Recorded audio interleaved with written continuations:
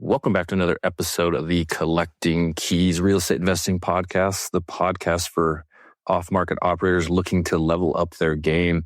I'm recording this podcast. It's a solo episode, so it's a Friday focus episode. I'm recording it from Solitude, actually in a hotel room, in my dingy hotel room here in Solitude, Utah. We're doing a little ski trip we've got about 12 people in the scale community here, all wanting to come here, meet up, just have kind of a fun little ski trip. A lot of good friends and relationships that we've built in the scale community. So it's always good to just get together with people, but then just really talk about our businesses and go over some of the different aspects of our goals. And this time we're talking a lot about fulfillment, not just in business, but in our personal lives and our time, and really kind of resetting, everybody joined our community to level up their business so that they could use and leverage their business for other things in life. And so it's really a good check-in for that sort of thing. And one of the things that we did yesterday was with one of our scale members. He's one of our OG members, been in the group since 2023. Shane, he's actually up here in Washington near Mike and I in an adjacent market. Anyways, we did what we call a 0 to 1 conversation. It's basically going from nothing into this business to running a full-time business and being a profitable business. And so Shane, went through the different phases. So I'm going to go through the 5 phases of his build up to now being a highly successful operator in this business. And it was really cool, inspirational to see him talk about all the steps, because they really do mimic the steps Mike and I went through as we built our business. But he actually, I think he joined the scale community in 2023. But he had a W-2 job, a really high-paying job. He was making $200K a year, really good career. But this is where he really wanted to plant his flag and get out of his W-2 job. And this was the business he was going to do it. And so he decided to join the scale community and learn how to do wholesaling and flipping and all the off-market real estate that we teach in the scale community. But it's not easy to leave and walk away from a $200,000 a year job. But Shane did. And so we'll cover the different phases on how he did that and how he's now making more money than he actually did at his day job. And it really starts, phase 1 is what he described himself as like the starting line. He attended our first ever KeysCon, just Q4 of 2023. We had a group of maybe 14 or 15 of our community members there. It was a really good time. We went down to Scottsdale, rented a mansion, did kind of a boot camp style meetup where we really went through the day-to-day of how you can scale your business in the off-market game. And Shane hadn't really started his business. He kind of was dabbling, but really hadn't done anything yet. But that was really his jumping off point. He got to see other people doing what he wanted to do and just gave him, in his words, all the confidence in the world that if they can do it, he can really copy them. And one of the favorite things that we were at dinner the other night and Shane was telling me, he's like, I'm kind of inherently lazy, in the sense that I want to figure out how to do things the easiest, most efficient way. So I don't have to work hard every single day trying to build things. And so in the terms of being lazy, not that he doesn't work hard, but that he can really rinse and repeat, rip off and duplicate in an efficient way of what other people before him are doing. And that's exactly what he did. And that was kind of some of the truth of his story, was just following the path that he knew and he believed in from what Mike and I had talked about and what others in the scale community were already doing. The other thing I appreciate about him is, he really did follow what Mike and I always talked about. You can't really get this business going without lead generation. A lot of people try to bootstrap it and it takes a long time. But in reality, things like cost per deal exist in an average across the country in a very similar format for most people. And so it's really hard. You got to have a ton of time and a ton of effort and energy, or you got to start spending some money. And so I think Shane spent it all 3 of those areas, but he started marketing right away. And right after KeysCon, October, November, December, he started spending, looks like $2,200, then $3,500, then about another 30 months of about $3,500. He started getting leads, no deals. So Q4 was a goose egg. He was getting the leads, he was working on it, and talked to his first sellers. But his big lesson in this phase was that this is not a real estate investing business. This is a sales and marketing company.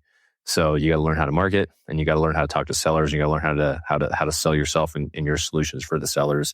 The output of this is real estate investment opportunity, but that's not usually why people get into it. And they usually are caught off guard that it really is a sales and marketing business. So as we lean into what he would call phase 2, which is really understanding the business A to Z, this was Q1 in 2024. So he had his little goose egg of marketing and no deals, which is not uncommon. So I wouldn't even call it a goose egg, but he just walked away and quit his job because he knew he needed more time allocated to do this business if he was going to do it right. And he kept spending on marketing. Looks like he was around $3,500 each month in Q1. And he said he was working 8 to 14 hours a day, just really immersing himself in the business, immersing himself in the Scale community, and really giving back whenever he learned anything, but then also being willing to ask questions and be humbled on things he didn't know. He did get his first deal under contract, but if you look at his revenue stream, he still didn't make any money. So that's 6 months with no money but marketing spend. But he was really dedicated. He was still getting leads. He was talking to more sellers. He was working his butt off. Finally gets his first contract, which is really, it was month 4, so it was in January of Q1.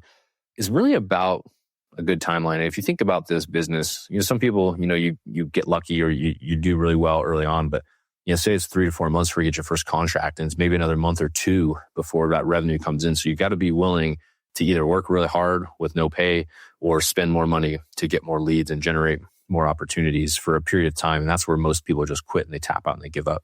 But during this phase, Shane mentioned that the biggest lesson is that there's just a ton of opportunity that comes at you in this business. A ton of different things are thrown at you all the time. But networking and staying relevant and working with others, because it is a team sport, is highly important. And that's how you start monetizing your deals. That's how you start growing. That's how you do what he said, like learning the business and understanding it from A to Z. And then you get into the doing whatever it takes phase, which is Q2 of 2024, which is where, he's 100% committed, right? He's been spending money for 6 months. Now he doesn't have a W-2 job. It's just the full immersion, doing everything he can to get these deals across the finish line. His first closing happens in April 2024, where he makes $32,000. And then he signs 3 more deals. So now you can kind of start seeing this snowball picking up. And he's learned that the business is hard, but he's also overcome that by putting in the energy, putting in the effort. And I can attest to this time period. I mean, Shane was really grinding, always on all of our Scale calls, always asking questions, always presenting deals and talking about them, and really, really, truly committed to making this thing work. It was pretty amazing to watch during this phase. And then from there, he started getting more and more opportunities, started increasing marketing spend. I think into Q3 of 2024, he started spending up to $7,500 because now he's seeing the money coming in and he's starting to feel like, okay, if I double my marketing spend, that's how I'm going to get double the leads. And that's really what he started doing. He started getting a deal consistently every single month. And this is where he kind of felt like he went through a loss of focus phase, which is not uncommon. Because he was starting to make deals, but then he was starting to do flips and getting distracted. Mike and I, our story follows the same path. We started doing projects, big rehabs, started distracting us financially and mentally. Like we just didn't have the mental capacity, right? We weren't following up with sellers because we were focused on rehabs and rental properties and all that sort of stuff. So he even had a month where he stopped marketing, which he found out, that's, if you stop marketing in a month, you might have a deal that month, but the next 2-3 months, your deals start going away. So really learning that you got to consistently market and you got to keep going out there even when you're busy, and don't get distracted by pulling out resources from your business. Because remember, this is a marketing and sales business and you need to get deals under contract. And when in doubt, I always say wholesale it before you decide to flip it or keep it until you feel like you have the capacity to take that on. Because if you do it too early, like Shane found out, you lose focus and your business suffers. Which brings us to the past 6 months, really his last phase, which is where he's been figuring it out. And he hired his first acquisition manager. He's fired his first acquisition manager. He's really making all of his decisions based on KPIs and what he needs to do next in his business, and really learning to deal with the cash crunch of the business, because that's in truly managing it from the KPI standpoint and the financial cash crunch, because this is a cash intensive business. Real estate in general is. Anytime you're flipping or buy and hold, you're consuming resources. When you're marketing for deals, you got to consume resources. Mike and I typically get a 7 times return on our marketing spend. So we know that is a KPI that if we want to make a certain amount of money, we need to spend X amount in marketing. And then we need to hit all of our other sales KPIs to make sure we get that return on our ad spend. But as Shane learned, you got to figure out how to get through that cash crunch, keep marketing, and make decisions that do not distract you from the main core of the business. And it was really exciting because now he's at this point coming into Q1 2025. He's had a deal every single month for 9 months straight, where he's also had some months with 2 deals a month, and his average revenue per deal is $31,644. That's pretty amazing. And he is now making more money. So he's making about $200K a year in his W-2. Right now, I think his profit for the last rolling 12 months is like $225,000, which is freaking amazing and super exciting to see. And to be honest, he followed the exact same path Mike and I did, a lot of the same humps and bumps. And so we see this across all of our scale members that are truly committed in growing and scaling their business. It's almost identical depending on the market you're in. And if you're committed to growing the business, these timelines are all about the same. The revenue's about the same. Like the KPIs are about the same. It's really a consistent thing. So if you're hurting in the market you're in, it could just be the way you're operating and managing your business, the way you're managing through KPIs, the way you're managing your capital.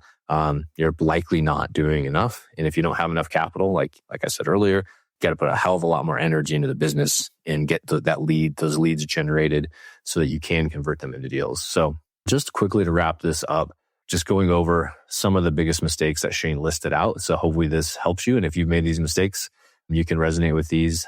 Really, the biggest one he said was just his mindset around the business and really understanding what it is. It is a sales and marketing business, and you need to be able to recognize the seller's motivation and start solving their problems. And the sooner you can do that, that's when you start picking up at a clip those deals. That's where you get 9 months of consistently closing 1 or 2 deals every single month, is once you figure out the marketing sales piece and how to recognize opportunity through the seller's needs, you really, really can make this business something to scale it.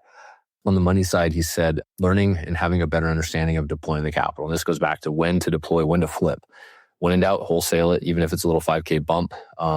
Don't try to push for deals and say, well, I can't wholesale, so I'm going to flip it. Those are always the ones that you lose on. It just never works out. Because if it's not a good enough deal for you to wholesale and make even a 5 or 10K fee, you should not be flipping it yourself, because you're going to siphon off resources and slow your business down, and you might not make any money off of it.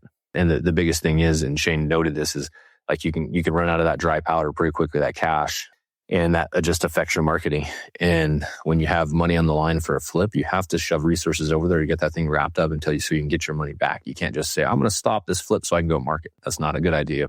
And then, just along that line is always keep those reserves on hand so that you can be ready and pivot, that you can get through these tough times. Because like you can see here for Shane, he was marketing for 6 months really before he started getting any revenue. But he consistently marketed, which was the key. And then that snowball, that flywheel started spinning and growing for him. So anyways, I'll leave it there.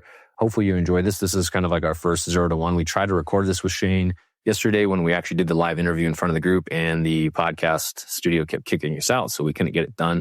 So you had to deal with me doing it. But hopefully we can do some more of these live at other events and post them up here, and you guys can learn from the Scale community members themselves. So hopefully you enjoy this. If you had any questions about this, hit me up on Instagram at InvestorManDan or Mike at Mike_invest. We'd be happy to share what we know. So have a fantastic weekend, and we'll catch you all next week.